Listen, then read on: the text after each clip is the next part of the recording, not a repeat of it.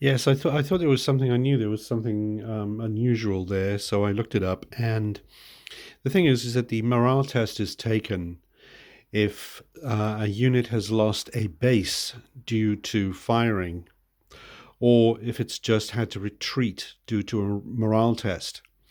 And it says that if they, sorry, it's had to retreat due to losing a melee hand-to-hand combat. And it says that if they then take the morale test and fail it, they will lose an additional base. Well, if they've been fired at and lost a base, and that was while they were testing their morale, then losing an additional base makes sense.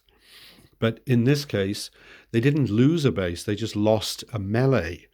So they did take some hits, but they didn't lose a base.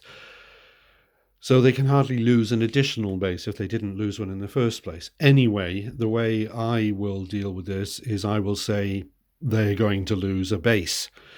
So that's going to be the result. I would change, I would make an amendment to the rules. Of course, one can consult with groups and the author and so forth. But I will adjudicate that it should say they lose a base, not an additional base. So I'm going to do that right now with the ill-fated, it seems, 95th Rifles. So let's have them lose a base. So I'll take that chap.